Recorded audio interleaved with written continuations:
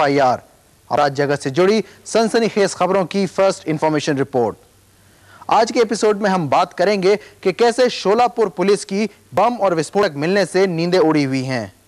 साथ ही हम देखेंगे कि कैसे सजा याफ्ता मुजरिम जेल में बैठकर ही अपनी सल्तनत चला रहे हैं। और आखिर में आपको ले चलेंगे एक लाइव रेड पर। आजकल महाराष्ट्र के शोलापुर इलाके की पुलिस की नींद हराम है। 8 अगस्त को पुलिस ने एक ही इलाके से 88 बम बरामद किए थे। तब से लेकर अब तक उसने 150 से भी ज्यादा बम पकड़े हैं।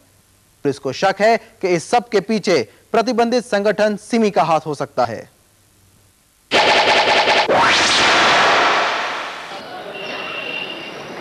सोलापुर के सेशन कोर्ट में हाजिर हो रहे इन 10 नकाबपोशों को शायद इस दिन का अंदेशा भी नहीं रहा होगा। फोटा के तहत गिरफ्तार इन आरोपियों को कोर्ट ने 2 सितंबर तक पुलिस हिरासत में भेज दिया है। इससे 3 दिन पहले ही अदालत ने फोटा के ही तहत 7 और आरोपियों को भी 2 सितंबर तक की पुलिस रिमांड दी थी। लेकिन इनका कसूर क्या था? 8 अगस्त की रात जब सोलापुर के लोग सो रहे थे, पंजाब तालीम मोहल्ले के इस मकान में तबाही का सामान बन रहा था। एक साथ बैठे ये लड़के देसी बम बनाने में जुटे थे।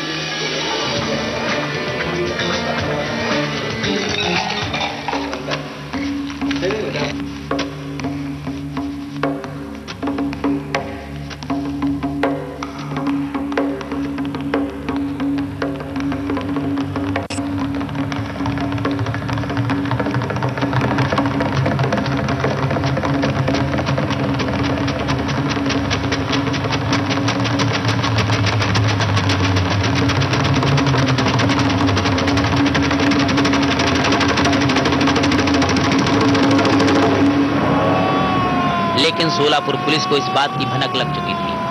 पिछले कई दिनों से उसकी नजर इस इलाके पर ही थी। मौका देखते पुलिस ने छापा मारा और 3 लोगों को मौके पर ही गिरफ्तार कर लिया। पूछताछ के बाद अगले दिन 5 और लोग गिरफ्तार किए गए।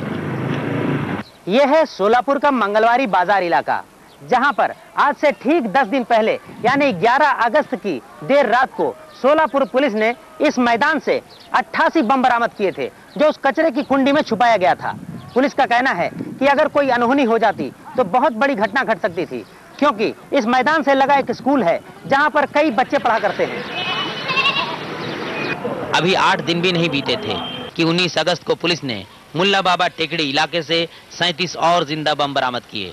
इस पूरे ऑपरेशन में बमों के साथ साथ पुलिस ने हथियारों का यह जखीरा भी बरामद किया। इस पूरे मामले में पुलिस का शक गया प्रतिबंधित संगठन सिमी की ओर। सिमी पे प्रतिबंध लगाया गया, उसके बाद से उसके बहुत से कार्यकर्ता अंडरग्राउंड हो गए।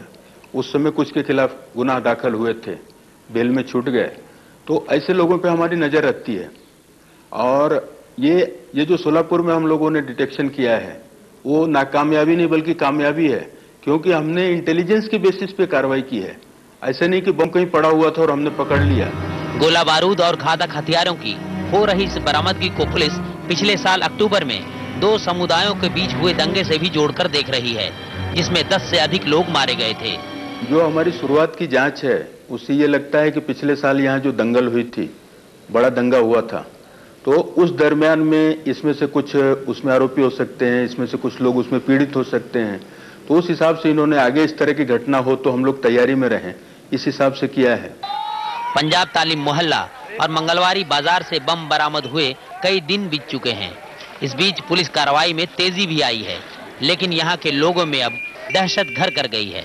हाल ही में गणपति पास आ रहा है, उसमें हर पूरी पब्लिक सोलापुर की डरी हुई है। हर एक के मन में डर है इस वक्त। मैं यही मंगल बाजार जहाँ 11 अगस्त को बम मिले उसी गली के पीछे रहता हूँ। और हमारे गली में क्या सभी लोग डरे हुए हैं कि अगर ये बम फट जाते तो हमारा क्या हो जाता। कुछ महीने पहले ही ठाणे के पड़घा गांव से एक कुएं से मुंबई पुलिस ने भारी मात्रा में बम और हथियार बरामद किए थे। और इसी महीने की 6 तारीख को मुंबई से 50 किलोमीटर दूर नागला बंदर के पत्थर के खदान से भी काफी विस्फोटक मिला था। इसी इलाके की खाड़ी से 1993 में मुंबई सीरियल बम कांड के कुछ दिन बाद ही भारी मात्रा में RDX भी बरामद किया गया था। इन मामलों के कई आरोपी फिलहाल हिरासत में हैं। मुंबई पुलिस भी मानती है कि छुपे तौर पर प्रतिबंधित कट्टरवादी मुस्लिम संगठन सिमी मुंबई और इससे लगे इलाकों में सक्रिय है। पूरे देश के अंदर सिमी संगठन पर गवर्नमेंट ऑफ इंडिया ने प्रतिबंध लगाया है। लेकिन क्या है कि उनके जो उसमें काम करने वाले जो सदस्य थे, दूसरे उनके जो मेंबर्स थे, वो शिबी के नाम नहीं तो दूसरे किसी नाम से काम करते हैं, लुक छिप करके काम करते हैं, दूसरे संगठनों में जो है लोग चले गए हैं, उससे वो काम करते हैं। पुलिस उसके ऊपर नजर रखे हुई है। बीते साल भर के अंदर मुंबई में 5 विस्फोट देखे गए। इनमें कई लोग मारे गए और सैकड़ों घायल हुए।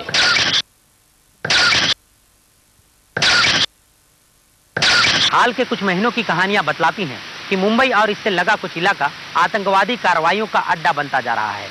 इसके साथ ही अब महाराष्ट्र के कई और ऐसे भी क्षेत्र हैं जो बारूद के ढेर पर खड़े नजर आ रहे हैं।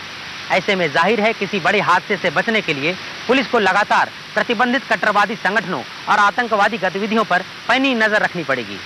सोलापुर से संजय प्रभाकर, एनडीटीवी इंडिया के लिए।